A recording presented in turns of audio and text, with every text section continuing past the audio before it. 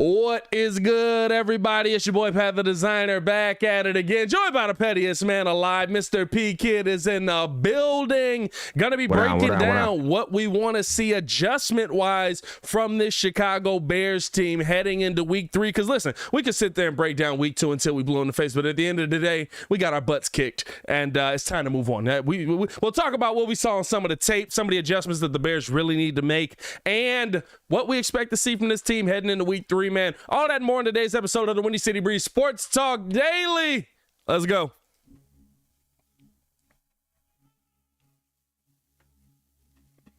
Percolate. In vogue. They can hear you. And sing.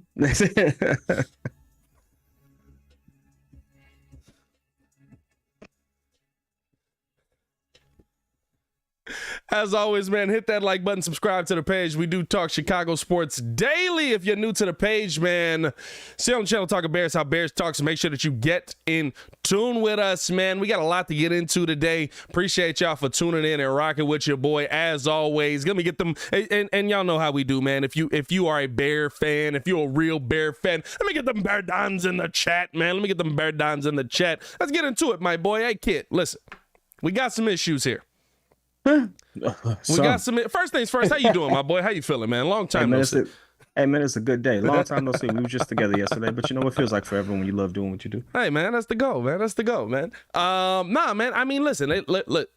At the end of the day, right, we want to talk about some of the adjustments that we want to see after we've had a couple of days to marinate on what we saw from this Bears team, right? What's your major overall adjustment that you really want to see this Bears team make as we head into week 3, right? What's the one thing that sticks out to you that if they don't make this adjustment, we in for a very, not only week 3, but long season?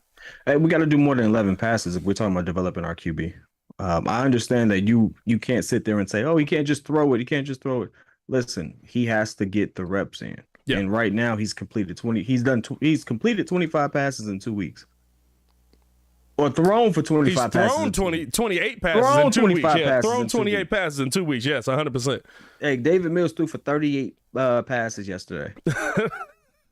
Or Sunday, whenever he played. Yeah. By the way, he's who we play coming up. Right? Yeah. We play the Texans. Yeah. So, you know, I'm not sitting there trying to compare the two, but it's like, hey, two situations where obviously that QB ain't really kind of got there because somebody else disappeared. Yeah. You know, something like that.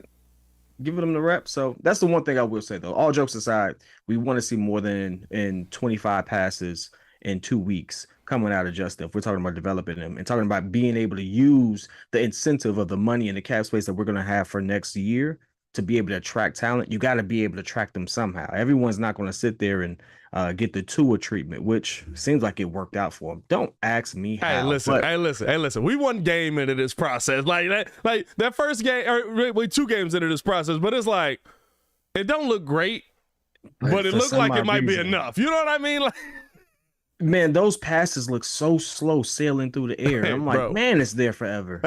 It has to be the softest touch, but all of a sudden he has 6 TDs. But anyway, I mean, hey, listen, the funny thing is, if Justin gave us a Tua-looking game, he kind of did week 1. He kind of did week 1.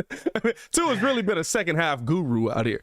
I think, right, my biggest adjustment that I really want to see is this Bears team not so much like you said, pass the ball more, but figure out a balance, right? Like, I think that's the one thing that in the 2 weeks of football we've seen has been that in week 1, right, you felt like it was a little bit more balanced. You felt it was more balanced just because it was such an awkward game, but you saw Justin in that second half, right, throwing the ball a little bit more while they were less passes. You understood the situation, but it felt like they were running a more balanced game plan to me, right? In that game too. And I understand, listen, if you're running it down their throat, and by the way, if you look at the tape, they might have been able to, like Coach T was talking about it in the clip we posted on Twitter, they might have actually just been able to keep running the football if they wanted to. Like, I was sitting there like, yo, this is offensive suicide. You can't do it. But after watching the All-22 today, they should have. They could have kept running the ball quite a bit.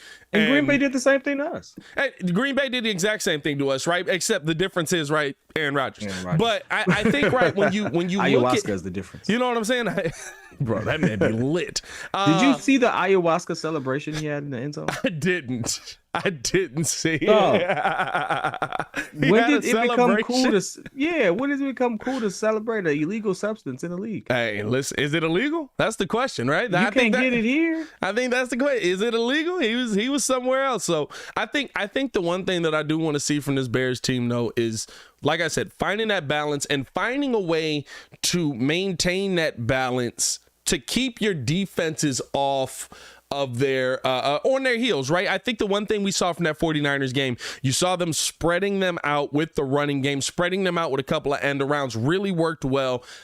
And then all of a sudden, right now, your defense is on the back foot. It can't decide, okay, we're just going to go in here and punch David Montgomery in the mouth. I'm not saying that all of a sudden I want to see Justin Fields slinging that thing down the field 25 times. Everything's deep balls. But I mean, at a minimum, right, like, work in your short pass game, work in some of those rolling pockets, work in some of those things that, to me, right, you saw Aaron Rodgers do on a consistent basis versus you, and you saw him work well. I think the biggest thing, right, offensively that the Bears can take away from week 2 in this game, right, the biggest thing that the Bears can take away offensively from week 2 to take into week 3.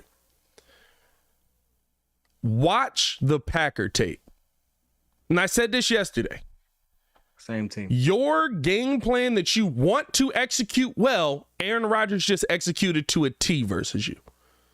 Your game plan that you want to execute well continuously, Aaron Rodgers, Aaron Jones, A.J. Dillon, I almost said Equinemius St. Brown, he plays for us now, Alan Lazard, Sammy Watkins, they executed it to a T against you. And so for me, right, like, I think if you actually watch that tape, there's going to have to be a big improvement, more so from Justin Fields than anybody. I was sitting there watching the game tape, bro. A lot of misreads. A lot of misreads. I can't give him the credit that we were giving him at one point. You know, at one point I was just trolling in the sense of, you know, his talent being on the same level as Mitch, things of that nature. But then I started when I looked at it too, I got a chance to look at some of it today. I'm not going to sit there and make it seem like I'm a savant like you are. Yeah. Not that cold yet. But I saw some things. I was like, I wonder if he hit. You didn't have to be a savant, bro. When I tell you, like, on the 11 pass plays, there were some people pretty wide open. He's just got to pull the trigger. That's the part that hurts. It even hurt more to see that Aaron Rodgers, under pressure, as old as he is now, had moments where it's like, you know, he's about to go down. He escapes that. And he's been doing it for a while. Don't get me wrong. I'm not trying to compare. But at the same time, Justin, the one thing we know you got is wheels, baby. Use them joints. Yeah. I don't know why there was hesitancy there, but that goes to show you that that's a QB, a young QB that's too much in his head. No, 100%. And I think the big thing that you got to look at, right, from at least just from the offensive side of things is, okay, how do we get this balance? How do we get Justin comfortable in the system that he's running? How do we get him comfortable with what he's seeing? Because I think, right, like you got to understand, EQ on that's the hot route. So that means that you're not even going to your hot route on one of your 11 passes. That means that you're not even looking to go to your hot route on one of those passes, right? So I think that, and there's one, I mean, he was streaking down the sideline. Shout out to the chat, man. Got the chat on the screen. Torian in here, Clayton in here, Anthony in here. Shout out to you guys, man.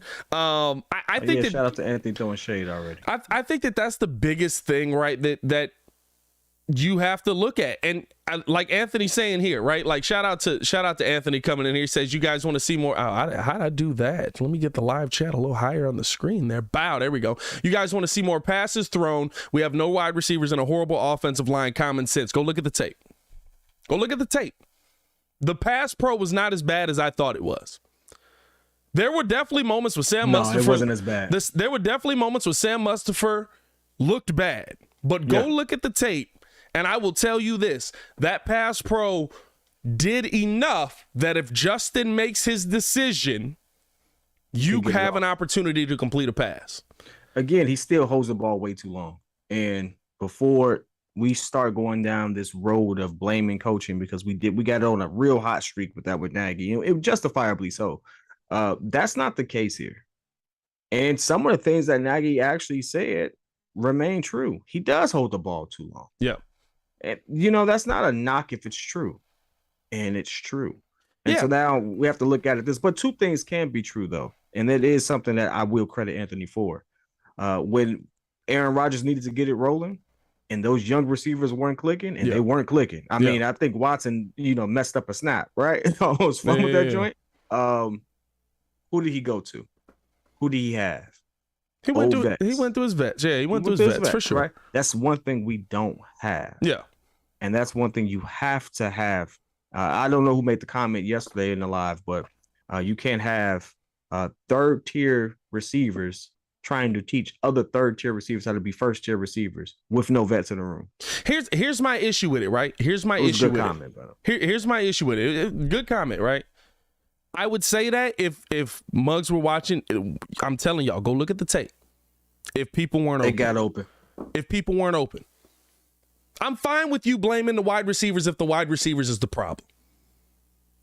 The wide receivers, some plays were the problem, right? Some plays you're putting yourself in a bad position. You're too far back. But at the end of the day, there were guys open and Justin didn't pull the trigger. There were guys that were streaking down the field open. Now, granted, right, 11 passes is not enough to actually judge Justin on what he's going to be as a quarterback at the end of the day. That's a Luke Getsy thing to me. You got to get that offensive system working better. You have to give Justin the opportunity to make these mistakes. But Luke Getsy had wide receivers open. The wide receivers got themselves open. I like Ralph's comment. He said could have had Eric Bieniemy. True, we could have, but that doesn't negate what's being said now. Because you could have Eric Bieniemy and Justin still not throw to wide open receivers. And here's the thing, right? It's there's a comfort level that's going to have to come with Justin Fields, and I think that's one of the main adjustments that we are going to have to see throughout the rest of this season. It's going to be up and down, right? Of course, Bears fans are gloom and doom right now because we're on a losing week, and let's be real, we're gloom and doom for the most part. Why? Because we lost to who? The Packers. If we had lost to the Bills, if we had lost to the Vikings, we would have sat there and been like, hey, guess what? We're just not there yet, but we're building something in the right direction. But the Packers just hurts more because they keep beating us. We have taken double-digit L's from them in the last 15 years, and we're in a rebuild year. Shouldn't crap hurt. Hey, you should absolutely, but it don't matter, right? Hurt. But see, that's the thing. This ain't the rivalry. Don't mean as much to you. For Bears fans that've been living and dying on this their entire lives, this is the rivalry that you want to win. This is the rivalry you want to get a game in. This is the one that matters if you most. Getting stomped. Hey, listen, but that's the point, right? I'm not trying to discredit it. Don't get me wrong. But it's like, hey, listen, if you're in a rebuild year, why are you circling the Packers and saying, oh, yeah, we got to win this game? Because no matter what, that is how Bears fans feel. It's the Packers. It's the Packers. It just is what it is, right? So I think that's why you're seeing Bears fans just basically kind of look at it and say, you didn't beat them, and that's what it is. You didn't beat them, and that's what it, right? Like, it's not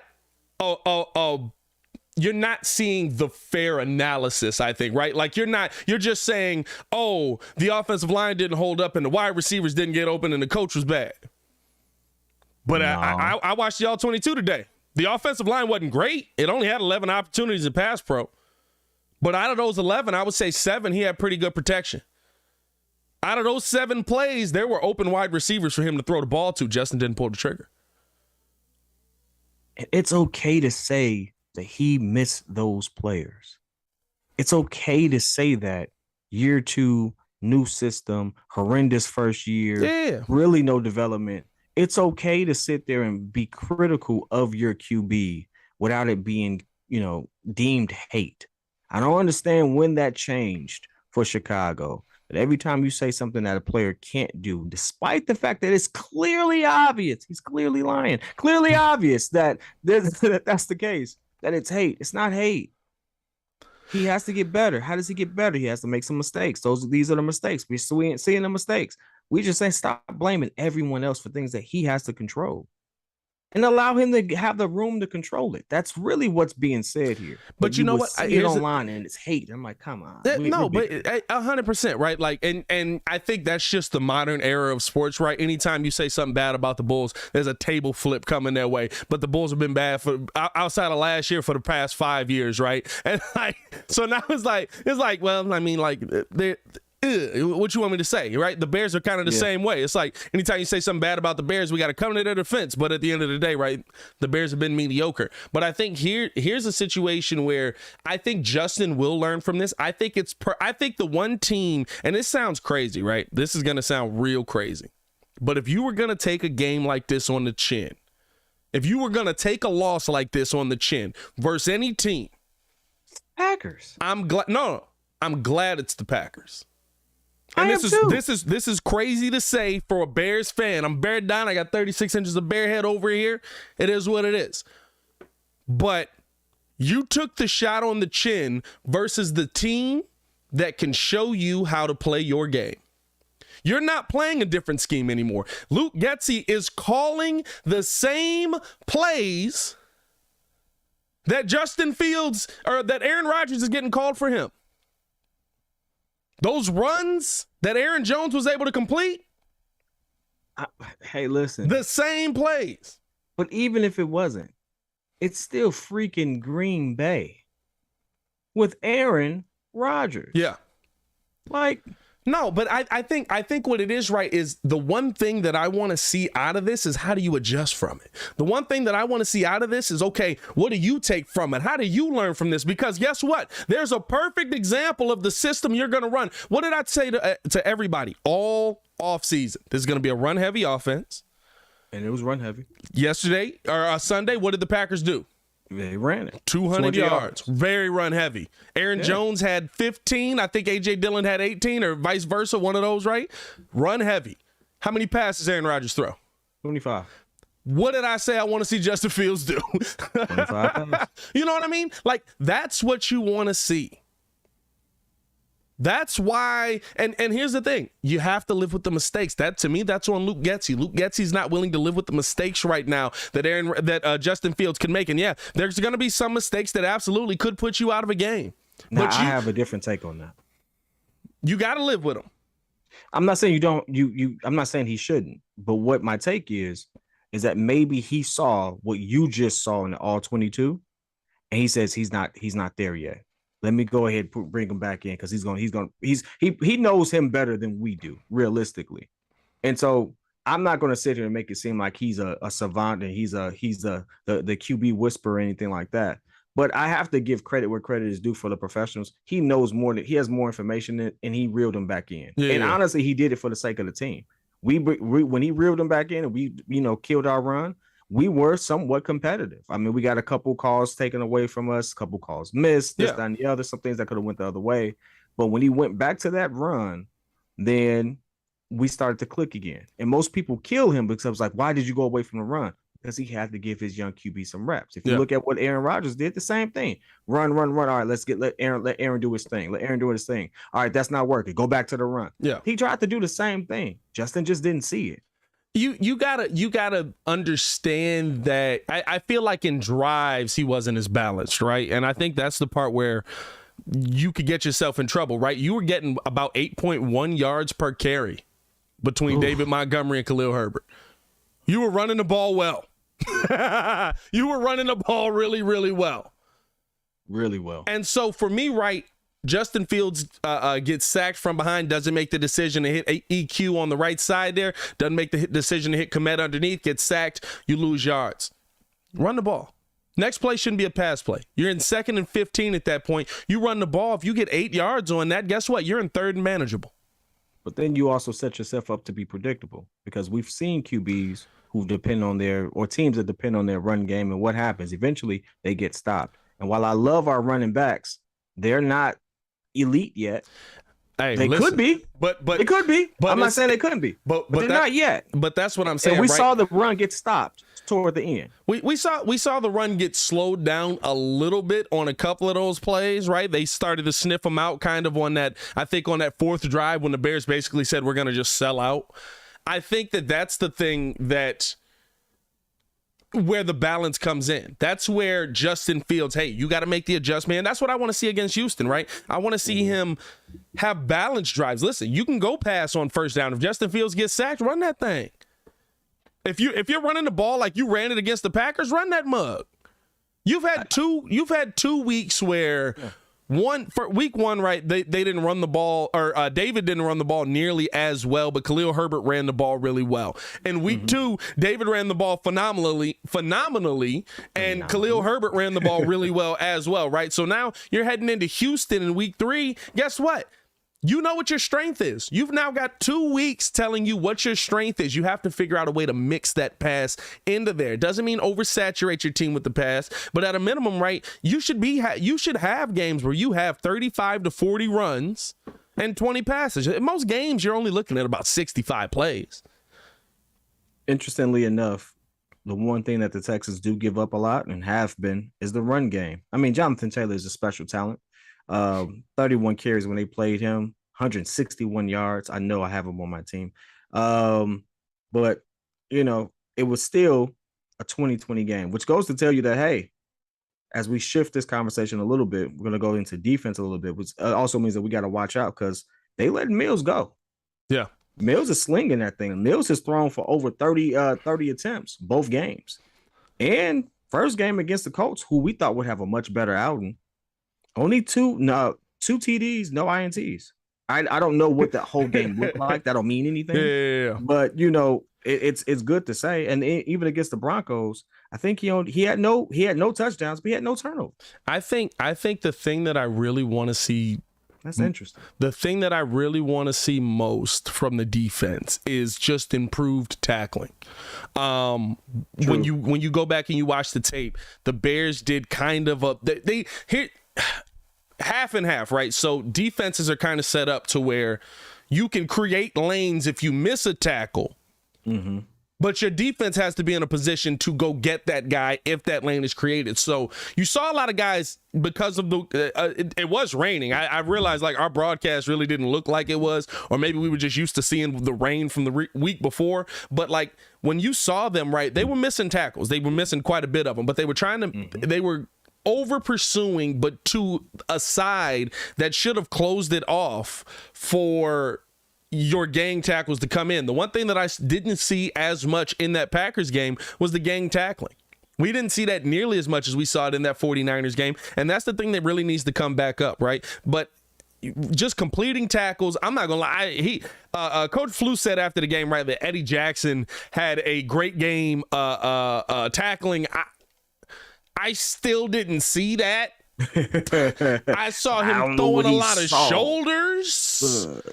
But, you know, I'll take Fluce's word. If that's what he's okay with seeing, that's what he's okay with seeing. But I think that's the only thing to me that I really need to see the Bears do, because here's the one thing that I saw in that tape. Aaron Rodgers is amazing. I know it hurts Bears fans. Aaron Rodgers is amazing. I hope we because the Chicago Bears had him running for his life. That's a fact.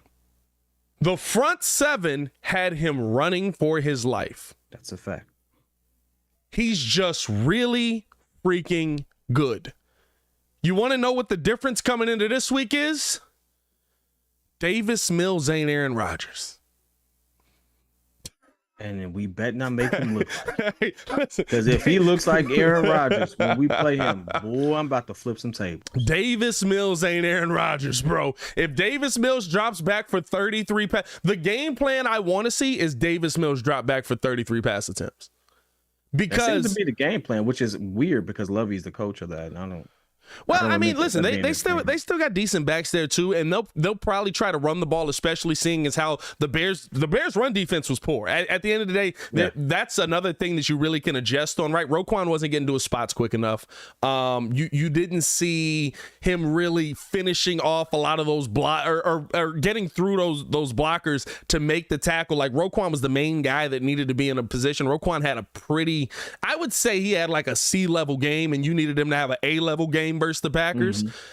I think that's one of the things that you need to see improve versus Texans team. I don't think this Texans team is nearly as good as they've shown versus or as they showed in week one, right? I don't think they're nearly that competitive. And I think if Davis Mills drops back to pass 33 times, it will work in the Bears' favor, because you're going to see Robert Quinn get in the backfield. You're going to see Travis Gibson get in the backfield. You're going to see Justin Jones, who did a great job in the run when they were able to sniff that run out, getting into the backfield, blowing guys up and making that play. When he commits to something, he's really good up the middle. But I think that, right, like the Bears they don't have enough up the gut to slow down a strong run game right now. And if you start to break down those edges, now you have no way of stopping the run. That's the one thing you need to do. You need to make this team absolutely one-dimensional no matter what. And you didn't do that versus the Packers. And that's the part that sucks. Shout out to Tanner for the super chat. Appreciate you, my boy. Always coming through showing love. Shout out to Tanner. Is it me or did Nagy coach the game against the Packers? What's going on, Tanner? Shout out to you for the super chat, my guy. It ain't you, my boy. It ain't you. It did look a little naggish out there. I'm not gonna lie to you. It looked a little naggish. I mean, what's your defensive adjustment that you really want to see, my boy? What's the thing that you really feel like the Bears need to take away when they go into this week, this week 3?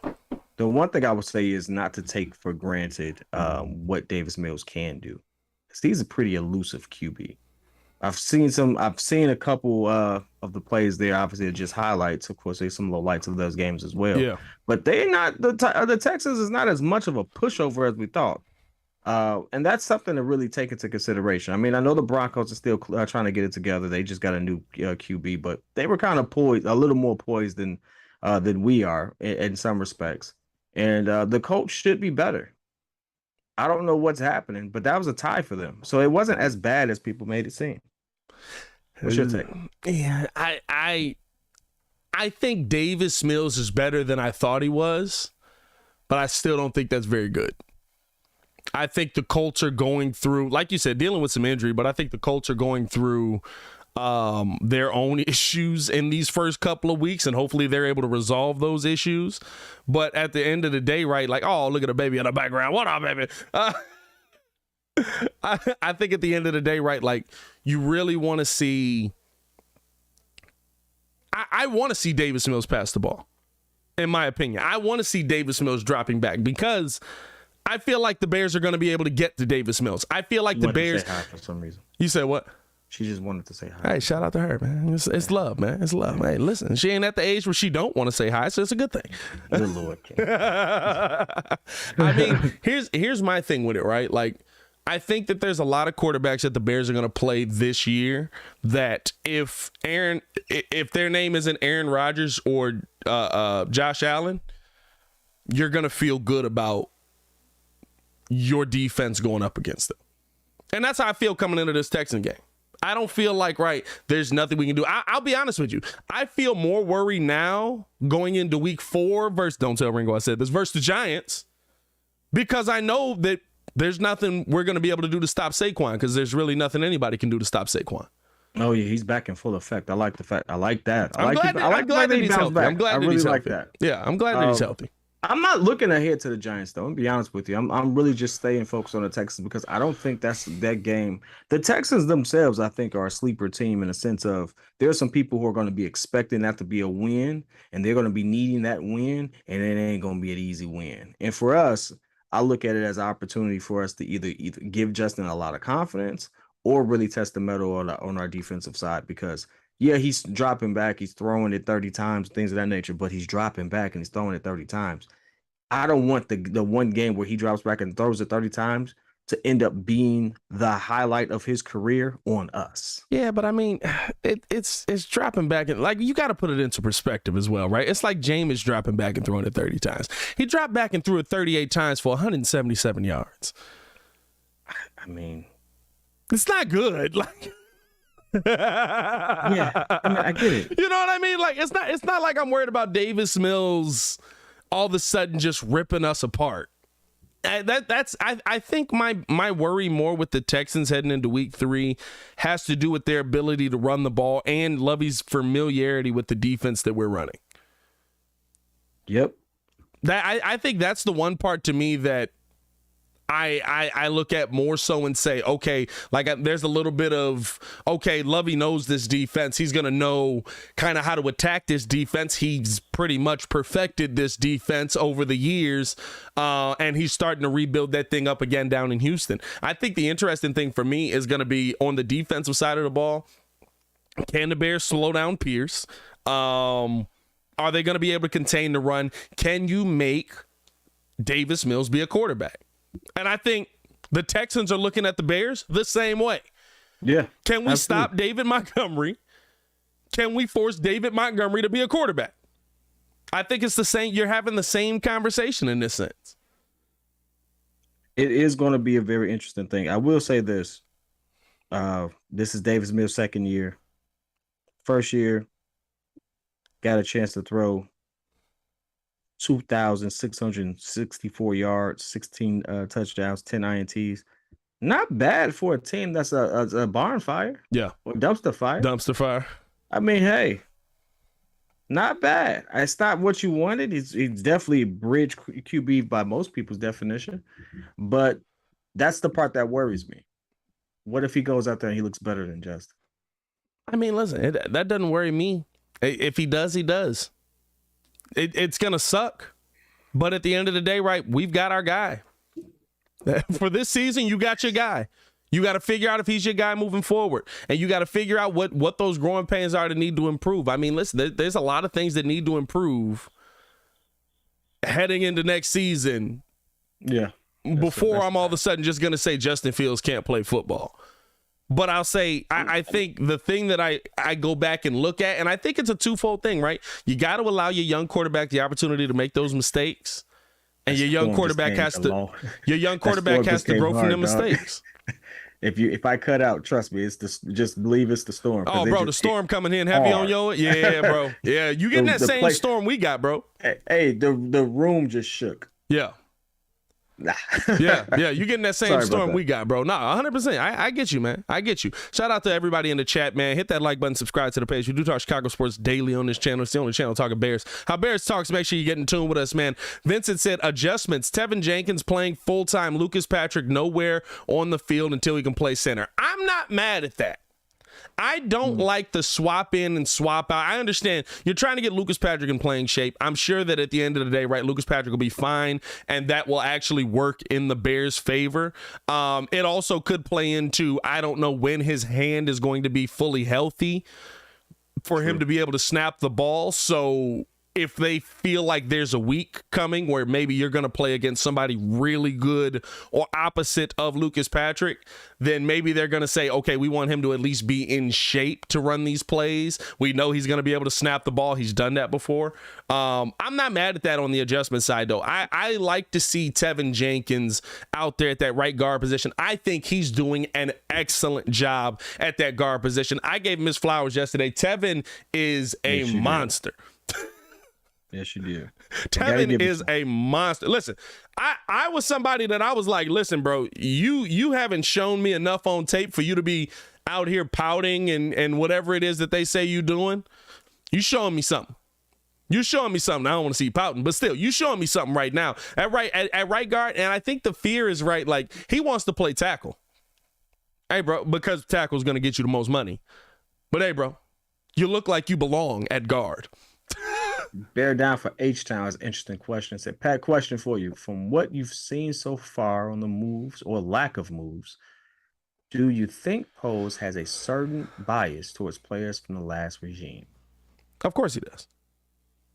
I think most new GMs do. That's not new. Yeah. Most new GMs come in and they clear out the players that aren't that good, or they clear out the players that they don't want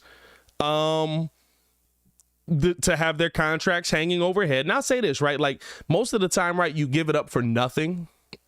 I think in this situation, Ryan Poles did a really good job of moving pieces around and getting a lot back. Now, listen, every Bears fan in the world that had the same gripe going into the draft, had the same gripe going into free agency, the Bears need to get wide receivers. Still need to get wide receivers. It's a fact. You still need to go out and you need to get wide receivers. But that's something to me that is doable. If you come into this season and you were saying the Bears were going to the Super Bowl, okay, you was smoking something real good. I give you one better. He should have went and signed some of those veteran receivers. That's what he needed to get more veteran, and not just. I know you can say, well, Pringle's a veteran receiver. Yeah, no, I know what you're saying. You know what I'm saying. So like, I can't really. I can't fault him for the moves he made because I know we had some limitations, but we did have enough money to make at least one of those moves. Yeah. For a receiver. Well, here's the thing, right? You also have to have them come here. And I think that's what the Bears are trying to figure out. That this right here is the Bulls bringing in Nikola Vucevic to show that we're going to try and be competitive game in and game out. Look better. I'm sorry. I don't mean to interrupt. Run that back one more time. This season is the equivalent of the Bears bringing in Nikola Vucevic. What I mean is the Bears are going to try to look as competitive as possible. They're going to try and be as competitive as possible. But at the end of the day, you're trying to set up your building blocks for your future. What was your building block in Chicago? Your building block ain't Vucevic. I'll give you that one. Your building block is Zach. I thought you were saying like they brought in somebody who will be like the equivalent of. I'm like, who's that person? Well, I mean, here's the thing, right? You could say that if you talk about having a starting center. Having a starting center is pretty important. I will say this: going back and looking at the tape. While I will say the offensive line's pass pro wasn't as bad as many would say, if you look at the tape, Sam Musfer ain't good. He just ain't. He's just not good. He's mediocre. He's okay in run pro. But for the most part, Sam Musfer's pretty mediocre. And so no matter what you say, if you go out and you get a starting center and Lucas Patrick is able to play versus the Packers, that could be something that changes because it's about making Justin Fields comfortable. Yeah, absolutely. If you have your starting center in there and he's not getting bowled over, Justin Fields is probably a little more comfortable. Now, I'm not saying that the Bears don't need wide receivers moving forward. I'm not saying that the Bears don't need to bring in some wide receiver help here. But what I'm saying is, what's the position that's most important? And I'll say this, right? Let me ask you this. When you look around the league this season, don't it look like a lot of these offenses are having a harder time without that offensive line in front of them? Everybody was praising. They went and got Joe Burrow, Jamar Chase. Joe Burrow is getting Jamar chased right now. Hey, bro, listen, Joe looks scared. I mean, Pat Mahomes, not having a Pat Mahomes-like season yet because he's running the other direction. Well, listen, look, game one was real nice, but also when he went against, here's the thing, he's got to go against that defense he played in week 2 one more time, and he's got 2 other defenses in that division that are really freaking good. I mean, at least they're getting to the quarterback. Hey, I get you. But my man threw for 7 TDs already.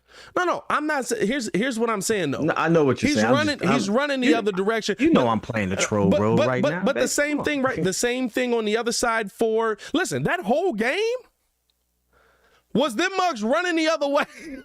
Yeah. That whole Chargers-Chiefs game, I was like, wow.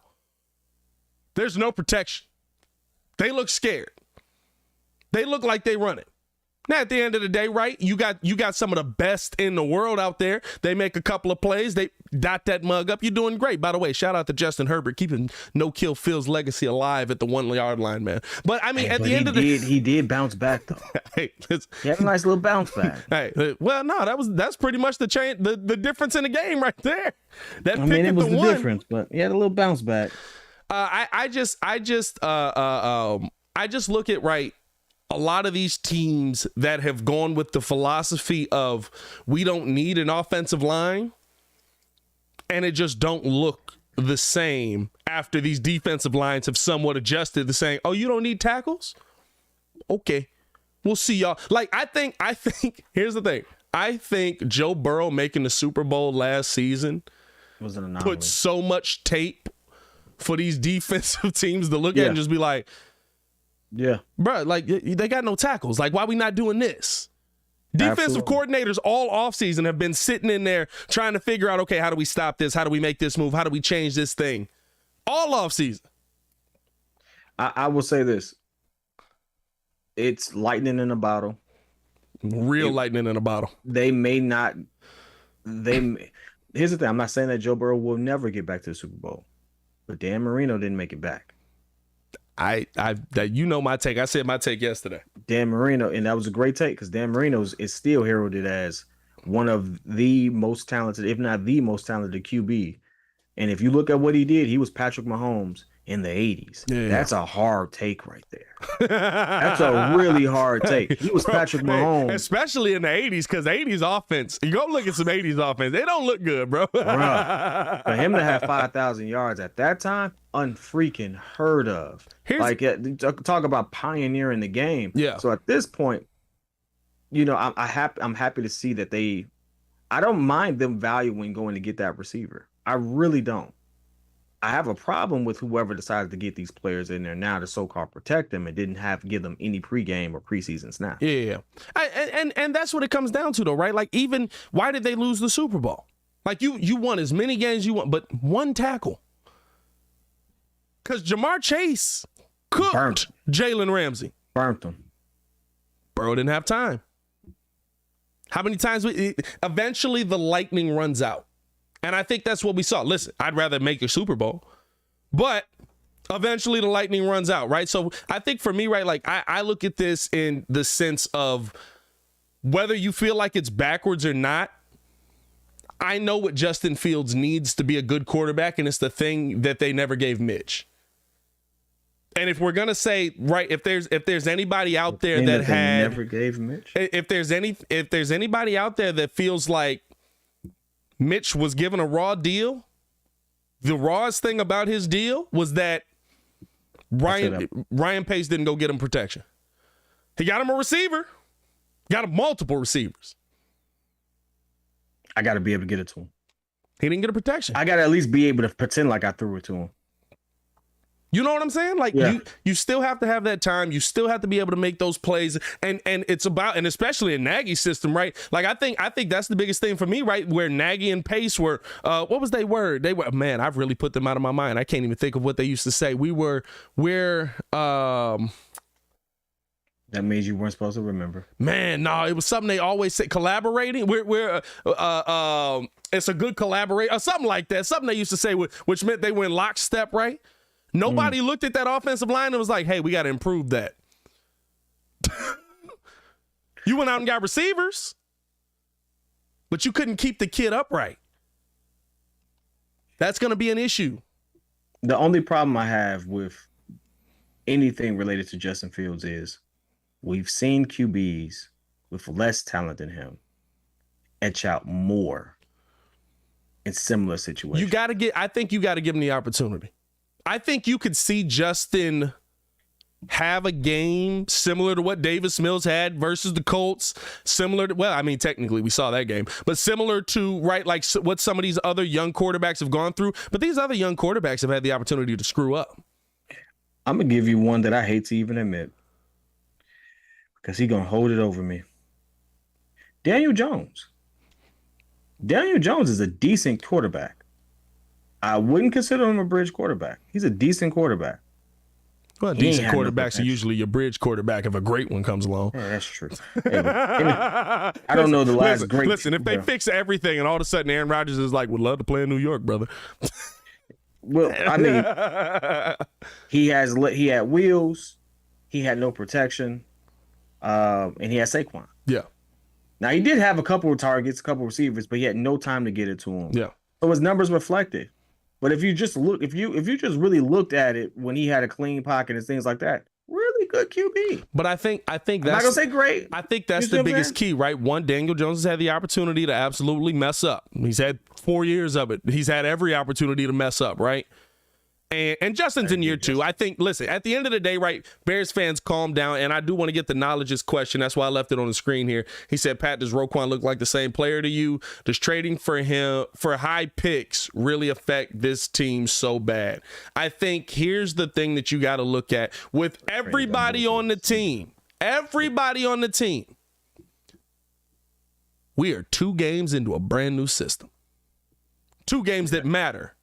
Into a brand new system, offense and defense. No matter what we want to say, I'm not going to give a okay, these guys can't figure this out until we're a year into this system. Now, I want to see improvement throughout the entire season. You can't keep showing me what you showed me against Green Bay. But I think that the thing that you look at, right, with a lot of these guys is you also have to give them the opportunity to learn. You have to give them the opportunity to play in this. And Roquan Smith, while he didn't look great versus the Packers, guess what? He has every opportunity. He still got a sack. To mess up, to make plays, to do whatever. You have to give your quarterback that same opportunity. Hey, he didn't look great, but he still got a sack. Yeah. Like, let's be honest about this. If he just averaged 1 sack a game, he's a legend. He'd be a legend. He'd be legendary at his position. Right? Yeah. He still got his. He's not going to average 1 sack a game. In the 4-3 at the will position, you want to see him doing more with mucking up things for the run game, really slowing down the run game, and then really just playing that kind of strafe role and have an opportunity to hit the quarterback for sure. But you really want to see him in that run game kind of like going downhill. I think that's what's going to make Roquan most dangerous. I think it's just unfair to have that type of critique on Roquan simply because he was, in contract negotiations and things of that nature. Because and he deservedly so. His production really kind of put him in that conversation. He deserved the money he gets somewhere in that realm. If you're going to deal him, you deal him for those picks or a receiver. I think listen, right? I think you deal. I think you said that before. We should have dealt him for a receiver. Yeah. Well, no, I say you deal him for the picks and you go draft your receiver. Here's the thing I know. I don't know about that part. Here's the thing I know. How many years Jamar Chase been in the league? 2. Really good receiver last year, wasn't he? Yeah. How many years Justin Jefferson been in the league? 2. 3. Really good receiver his rookie year, though, wasn't he? You can go find them dudes. There's those dudes all over the NFL. You don't get that every time. Yeah, hey, listen, but you can go find them. I mean, Kyle Pitts was supposed to be the one in Justin's. Kyle Pitts, well, that's tight end, but that's look at what he was supposed to be. Listen, Kyle Pitts was nice rookie year. They didn't go to him enough. Hey, but Kyle Pitts has nothing. Bro, there's nothing down there. Cordell Patterson's playing football by himself. But we didn't even like Cordell Patterson. Like, Cordell Patterson didn't look as valuable to us as he does in Atlanta. He went down to Atlanta, lost his freaking mind. So, I mean... Hey, you know what's weird about that, too, though? Like, I will say this. Like, a lot of Bears fans were upset about that, and I wanted Cordero to come back as well. But at the end of the day... y'all trashed him when he was here. Who? Bears fans loved Cordero. Man, Bears fans was trash. Bears fans loved Cordero because Cordero was getting put in every position. And Bears fans love the everyman guy. Bears fans love the, what you want me to do, coach? We need you on defense on this play. You got it, coach. They love that dude. Cordell Patterson was making hits on defense on special teams. He was killing mugs on defense on special teams. He was running back touchdowns on offense. He was, on special teams. On offense, all of a sudden he became a running back. But what I will say is, on offense, right, Cordero wasn't doing what he did in Atlanta here at all. He wasn't doing what he did. I was waiting for you to here. Get to it. I'm about to say, that sounds great. I didn't see that guy. No, they put him in the position to do it. Cordero was our running back our last year. Remember, it was him and David Montgomery. He wasn't making them runs like he was making down in Atlanta here. Hey, but the Bears also had a terrible run blocking scheme here. So Matt Nagy. The one thing I will say is, with all this optimism, year 2 and things of that nature. Yeah. I love to see fans make these statements like, we know he can do X, Y, Z. What is X, Y, Z? We know he can thread the needle. We know he can do this. We know he can do that. And I'm gonna be honest with you. No, we don't. We don't know anything yet. We really don't. The plays that we saw him make, every QB with enough time in a broken play and a receiver that knows to, hey, trail off so I can throw it to you. Yeah. Should be able to make. Yeah. And it's not hate, but it's like, hey, you have to really consider the implications of this, because I don't care what nobody says. It's $100 million, and next year there are more big name quarterbacks that are going to be free agents than receivers. But go look it up. Here's your thing though. At the end of it, right? One, Sure. Let's say we go pay a quarterback to come here. Who want to come here? M's don't work. Somebody like Baker. M's don't work. Somebody like Baker. How is Baker doing, by the way? Man, he's Baker. He literally went down there and he's Baker. Like everybody was like, Baker's a starting quarterback. He's a starting quarterback. But here's the thing, right? And I talked with when I went to the ESPN event or the ESPN Live for Carmen and Yurko, right?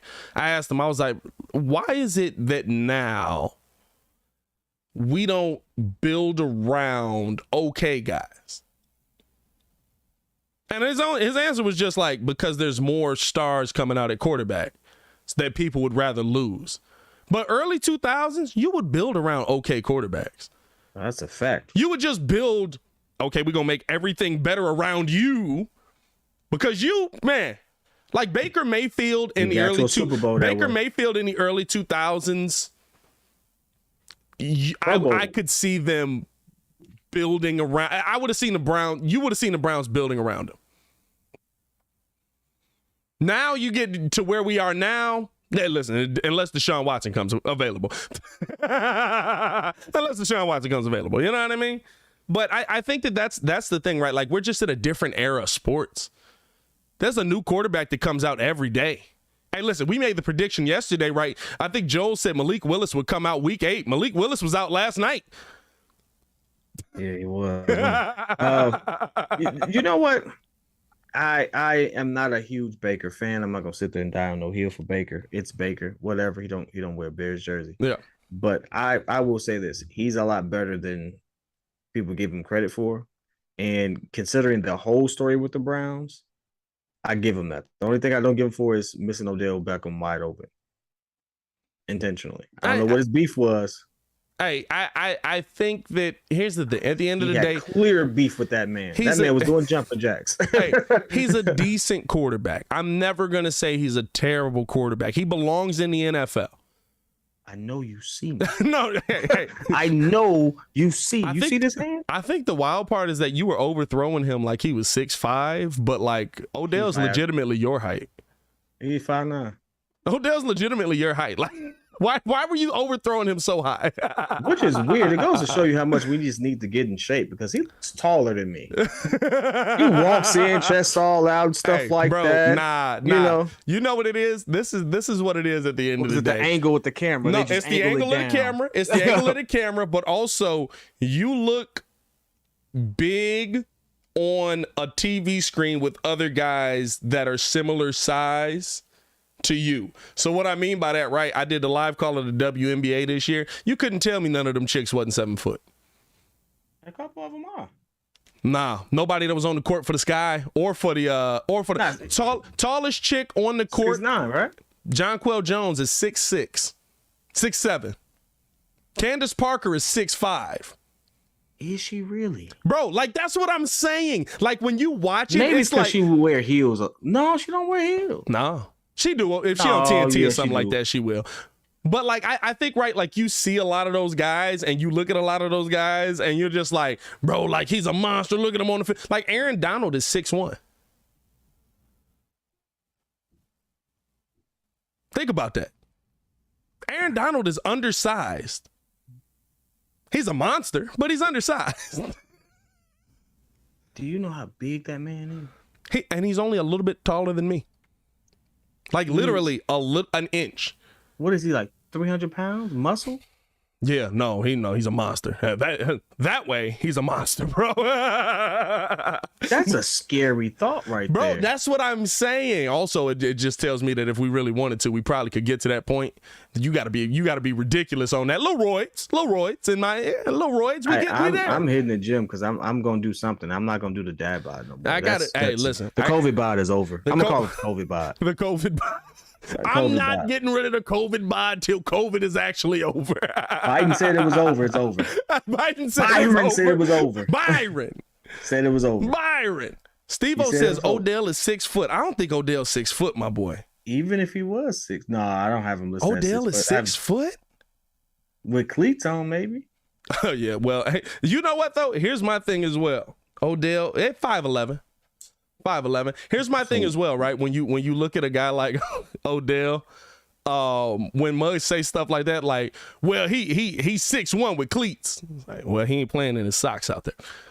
So he's 6'1". You know what I mean? Like, bro, that was the dumbest thing to me ever when the NBA did that. They was like, we gonna start measuring them without their shoes. He playing barefoot out there? Like, Zach LaVine's 6'5", but he's 6'2" in shoes without shoes. They did say Derrick Rose was 6'3", and I was like, Hey, listen, look, right, exactly. But guess what? In them roses, he might be 6'3". Probably not though, because those didn't give you that much lift. Yeah, but you got to think about all the rapping and all that stuff. Yeah. And then the PE version is different than the version we get. So, I mean, it is what it is. It's just funny. I've always looked at that and been like, bro, like, it's really just relative to where you are or what side or how big the guys around you are, right? Because when you see Derrick Henry, like, think about that, right? Derrick Henry 6'5", 6'4", something like that. And you visibly can see that's a giant man. Derrick Henry is 6'5"? Now, I thought was like 6'2". How tall is Derrick Henry? If he's 6'5", then that's like... I might be really overestimating that one. Yeah, I think... I might be really overestimating that. He's 6'3", bro. I'm not that far off. I'm not that far off, bro. That's 2 inches, bro. 2 inches mean a lot in some areas, but I mean, come on now. You gotta relax. You gotta relax, my boy. I'm trying to see him stand next to somebody, but I mean, hey, because every time you see him, he's in a freaking helmet going like this, hitting somebody, killing somebody. He's already hunched over. 100%. All that being said, I think we've done a great job covering this. But oh yeah. At this point, we just having fun, chopping it up with the fans and breaking it. I will say this: I hope that Justin turns into the QB we hope he turns into, but I'm also preparing if he doesn't. Yeah. I have to have that possibility there, and I have to also consider the fact that part of that $100 million or whatever we got available could very well be used for Baker, because Baker is a better quarterback right now. I think the thing is too, right? Like, even when Baker went through his growing pains, right? Baker got to throw.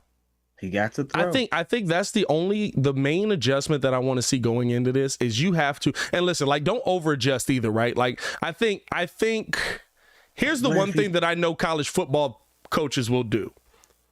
And Matt did this for Mitch.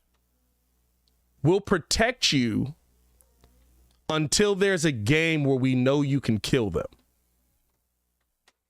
What I mean by that, Matt would give little for Mitch, he would give little bitty things. He wouldn't give him too much until he knew Mitch was going up man to man, because he knows Mitch can beat man to man. Mitch's struggle is the zone. Mitch can't read a zone to save his life. Apparently neither can field. We'll see. Listen, I would love to. Hey, I would love to know. I would really love to know. I need more than 11 plays to know, but I would love to know. But like when he would go up against man to man, Matt would just be like, sling it, put it down the field, because he knows in the court of public opinions that game is going to hold water. That game will keep you in the NFL for longer. I have to ask this, and this is just throwing it out there. What if he never gets cut loose the way we think he is? What does that really say about him? And even what does it say potentially about Nagy? Because Nagy on his way out was reported saying the main problem with that kid is he holds the ball too long. He can't read defense. It doesn't mean he's wrong. Here's the thing, right? Matt Nagy can be wrong in a lot of things. It doesn't mean he's wrong in everything. He's just wrong in things that matter. I mean, that kind of matters. That it does matter, right? But here's the thing. You know what matters more? Hey, Matt, you didn't adjust off of that. You had him drop back. You had him drop back to throw passes 22 times, and you didn't adjust the run or the pass blocking scheme to help him out. You didn't go into a max protect at all. You didn't tell the kid that he could audible into a max protect to save his life versus one of the best pass rushers in the NFL. You threw him out there in his first start to die, and it feels like you did it on purpose because you wanted to prove your point that he's not ready. It felt criminal. So there's a lot of things. Listen, Matt is right. He was right. Justin Fields holds the ball too long. Sometimes he doesn't take that shot. That's something that comfort can change. We've seen Justin comfortable. Guess what? When Justin's comfortable, Justin has no problem slinging that mug. But that doesn't change the fact that you were wrong about how many times you needed to throw the ball. That doesn't change the fact. I'll tell you what, David Montgomery proved you wrong in one game, and you didn't go back to him. That's the one thing. That's the one thing I will say that has been a mainstay throughout the last 2 years.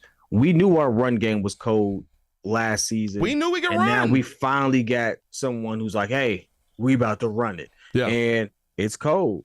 And so I have to give credit where credit is due.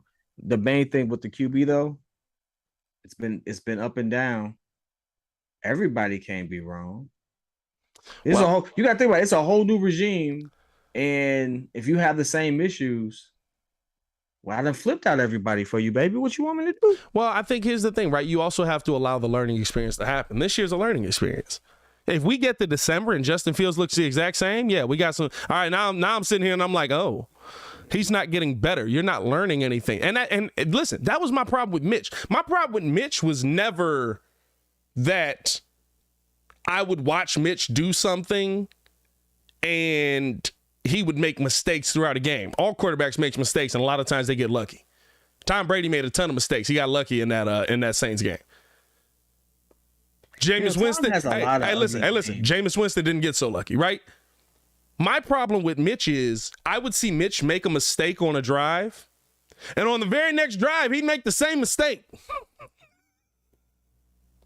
Like, to me, that's the thing that I look at and I'm like, okay, like listen, if we go into next week and Equanimeous St. Brown is streaking down the sidelines and Justin Fields doesn't throw that mug, I'm going to have some questions. I'm going to have some issues, just like I have issues this week, but I'm going to have some real issues because I'm going to look at you and I'm going to be like, okay, you saw this play last week. You saw that it could work and you still didn't pull the trigger. All I gotta say now you've seen it 2 weeks in a row and you're not pulling the trigger. That's when I have my concerns. When I start to see mistakes 2-3 weeks in a row, or you're making like grade school mistakes, like I'll never forget Jimmy Graham's face when Mitch threw that pick. That got him, Mitch. Jimmy Graham just looked at him like, "Who you threw? Wait, it's nothing there. There's nothing there."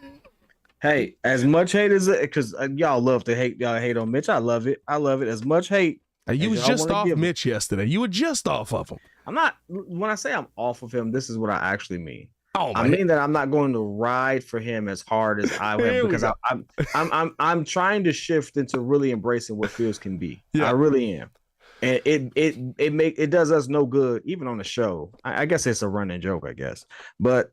For me to be riding hard for Mitch. And it's like, hey, Mitch is having his opportunity. Is he doing something with it? Maybe, maybe not. He's not. Well, he is not. And one thing I will say is the Bengals did a good job on him. He played and better. The Bengals have done a pretty decent job. He played better against the Bengals than he did in week 2. Yeah. Again, the Bengals have done a good job defensively. What did the Patriots do? Offensively. What did the Patriots do? Mitch needed to put up 2 touchdowns. I also think that it's still Bill. I don't care nobody say it wasn't still Bill in week 1. Bill was looking bad in week 1. Bill has some games even with Tom that look bad. Hey, not defensively. He does. Not even defensively like that. But here, I'll leave with this: that we can either shift or we can call it a day. Yeah. Mitch in both his first and last season with us, when both seasons he was getting pushed and pulled in and out of the lineup, still threw for more yards, touchdowns, and less INTs than Justin Fields. 100%. But he's also you can sit there and say, hey, he's also in year 2. like I think that's the thing, right? Like we can sit there and look at these numbers all we want, but it's his second year, and it's not even his second year. 7 games. That's all I gotta say. 7 games. It's not even his 7 games. What? 7 games not under Matt Nagy though. 7 games. Hey, not under Matt Nagy. 2,000 yards. Not under Matt Nagy. My man had 13, 12. He had 12. Not under Matt Nagy. Whatever. With that being said, what is your prediction for? We talked about it. You didn't give a prediction. Let's end on a prediction though. I got the Bears winning. I don't know how the teams are going to shape out right score wise. But I do have the Bears winning this game. I think this is going to be a game that, and here's the thing, right? It's week by week with Bears fans. We know this. We've been doing this for 3 years now together. You know, Chicago fans live and die on every single play, game by game sometimes. I think this is going to be the game that, like, all the slander that's on Twitter right now for Justin Fields will be shifted on the other side of Sunday, because I think you're going to see Justin going up against a defense that he's been practicing against that is coached very similar to what Lovey's doing, and you're going to see them basically say, sling it, because there's going to be an attempt to overcorrect. He threw 11, you'll probably see him throw 28 passes. I'm going to go the opposite direction simply because I just have this really eerie feeling about it. It's a must win for Luke and Justin. Because if they don't, and the reason I say that is because it's the Texans. We're doing must wins in week 3? Yep, we're doing a must. Not must win. He has to look good. He's got to look better. Lose. He's got to look better. He can throw a pick to lose. He's got to look better. But he has to have had the opportunity to throw. He has to have strung some things together. It has to look better. And so it's a high-pressured game because the fans are already turning. And what did I tell you last year? No, I get you, but let's just keep it a buck. I told you this last year. If the fans turn on you in Chicago, it's going to be a long career. Or a long year, because you may not be here after the season. It's a very, very rough time. I doubt it, right? Because, I mean, here's the thing. The fans turned on Jay Cutler the second he was here. The fans have been split on Jay Cutler since the day he showed up in Chicago. There's half of the fan base that says he was going to be a great quarterback if you protected him. There's half of the fan base that says he gave up on you in an NFC championship game. I was the first one because I saw that man run for his life and then die a couple times. And everybody was like, he should have still played. I was like, did you not just see that man get sacked 4 times in a row? Like, what are we talking about here? No, I was one of those people. I remember that. So I remember the newspaper clipping when he came here. Oh, bro! That's how long ago it was. Literally, it was literally the Bears finally got a quarterback. They had him coming in, John Elway. I remember that. Hey, listen, it's gonna be tough. It's gonna be one of those things, and it's always been one of those things. Football is a week by week thing, and that's why trying to be an analyst on it is hard, because, like, I want to still be a Bears fan, but it's so hard to be a Bears fan because, like, mugs will turn on you week by week, bro. Like, literally, like, Darnell Mooney has had 2 awful weeks. He just hasn't been used in the offensive scheme. They haven't thrown the ball enough to even get him involved in the offensive scheme. And Muggs went from he's going to be a great wide receiver this season to he has no shot at even being on this team moving forward. And if he has a 100-yard game with a tutty this week, they're going to be right back. It's good. That's why I say, like, football's such a week-to-week, like, emotional game to me. You know, the funny thing is I listen to a lot of those talking heads, and the one thing I've noticed is I actually agree with the underlying tone of some of their takes. I think they're just trying to really get that clickbait sound bite up, because in all actuality, a lot of them have said this, and you've said this. Mooney may not be your number one guy, but he can thrive in a system that can place him with someone next to him.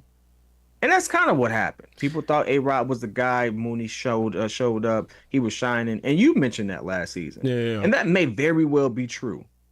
Right? Like Hollywood Brown. Hollywood Brown is that type of... He's not your number one, but he can do some stuff if you put him in the right system. And it's like, that's Mooney.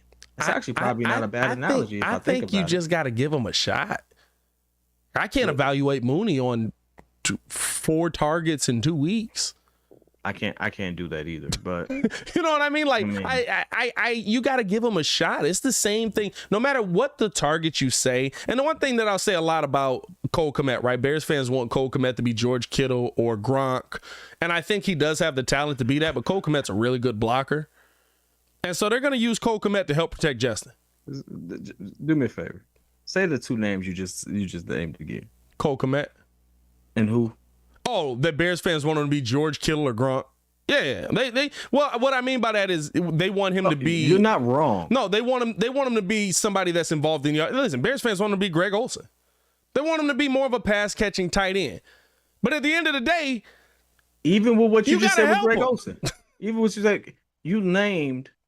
Isn't he in the Hall of Fame? Who? Greg Olsen. No, he's not in the Hall of Fame. Greg Olsen ain't going to the Hall. Greg Olsen was good. Hey, look at Ralph. Look at Ralph. Cutler was a bum. That's what I'm saying, right? Yeah, Ralph. No, that's what I'm saying. Listen, that's not true. But if you go into a bar and you ask about Jay Cutler, a bar in Chicago, and you ask about Jay Cutler, you know what you're going to get? It is divided. 50% of the people are going to say Jay was great. 50% of the people are going to say Jay sucked. Welcome to being a fan. Oh man, that's so true. That's so true. Welcome to being a fan. Bro, we did it with bull season.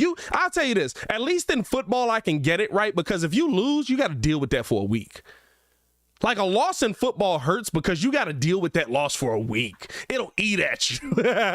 In basketball, we live call these games, and these mugs be turning on players week by week. Remember every 3 weeks, Vooch was great. Oh, it's you for sure. Every 3 weeks, though, Vooch was great. I only turned on one player, I only turned on 2 players. My eye test showed me that you weren't the guy. All right? That's all I'm saying. You weren't the guy. Hey, you're not top 10 in the NBA draft. I don't know who took you that high or why. But what I'm saying is, it's a game by game thing, no matter what the fan is. Like, he's trying not to let me go into it because I want to sit there and get that off. Listen, you can kill P. Will all you want. I think P. Will's going to. Talk about P. Will. Oh, Kobe White. Yeah, Kobe White wasn't the guy though. I really want to see what the offseason's going to do for him. I really want to see that, because you don't get to work on stuff during the season. So I really want to see like what and listen, he's working on the one thing that I said you got to work on: ball handling. He's been working on ball handling all offseason. I've seen him do ball handling drills. I ain't seen him shoot that much. I've just seen him do ball handling drills. Might want to go ahead and might want to practice that too. I would assume he did. But hey, man, we appreciate y'all for tuning in and rocking with us. Here we go. Another one. Cutler wasn't great, just never had more than 1.5 seconds to make a decision. Can never be great that way. And you want to know what and he's not wrong, right? But here's the saddest part. Best quarterback in Bears history. That's a fact. Best quarterback in Bears history. That's a fact. Hate him, love him, whatever you want it to be. That's your best quarterback in NFL history for the Chicago Bears.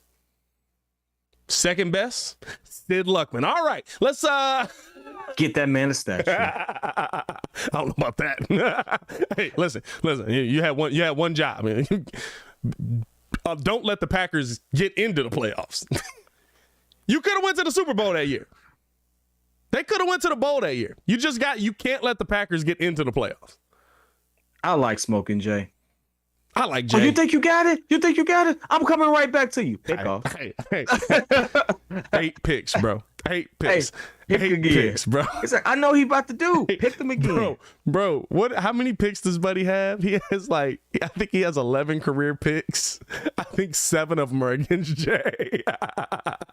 Jay wanted that challenge so bad, bro. And lost every single time. Jay lost every single time. Hey, man, we appreciate y'all for tuning in and rocking with us as always. If you haven't done so, hit that like button, subscribe to the page. We'll be live tomorrow at 7 p.m. We'll also be dropping some videos throughout the day. Also, if you missed any of the content that we dropped today, make sure to check that out over on the Breeze page on YouTube. So just click on that Breeze icon and go check out some of the videos that we dropped today. Appreciate y'all for showing love. If you were listening on the podcast side, drop 5 stars, man. We ain't got a 5-star review in a minute, man. Drop 5 stars for your boy. Drop 5 on them boys. Hey, that's a good drop right there. I like that. Drop 5 on them boys.